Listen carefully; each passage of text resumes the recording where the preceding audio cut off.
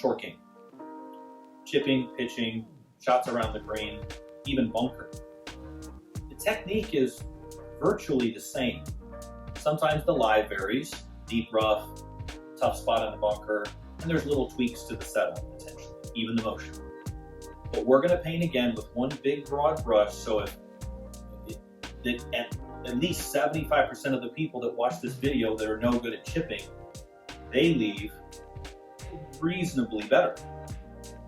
It is not terribly complicated because the club is already doing a little bit of the work for you.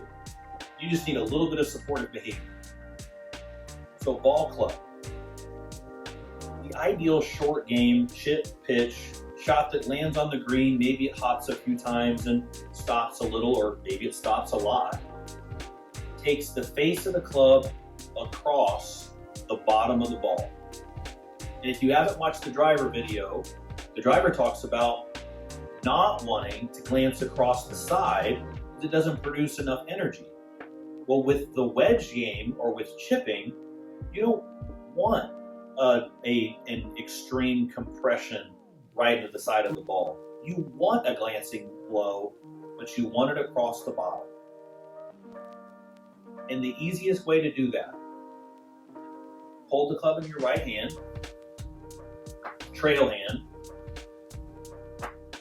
and you do not have to get into a fancy setup.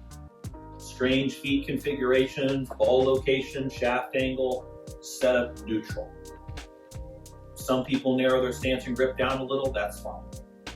But a centered ball position with a neutral shaft is ideal. Because again, you're trying to get the club to slide under. So hold it with your trail hand. Let your arms swing back and through. Don't hold your body still, let it do what it wants. If it wants to turn a little, that's fine. And then let your back wrist, your trail wrist, flex back and forth, just like the hinge on a door. And when you unhinge it, let it fully unhinge so that there's turf contact. And that will assure you that you never blade the ball. It doesn't even have to hit right at the ball and then the turf. You can disturb a little bit of turf behind the ball, a little bit, and it'll be fine. The club will enter into the turf just a little, it'll push it down a hair, and it'll jump right back out. How? Because you're using the bottom. And the bottom's a nice big rounded edge called the bounce, and that'll get touched down. Maybe it gets into the turf a teeny bit, but then it'll jump right back out.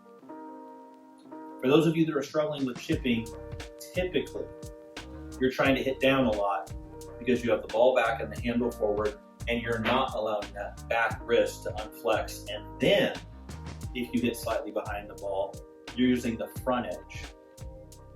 Hopefully this is useful for you in your chipping if you're struggling, and I hope to see you around the club. Take care.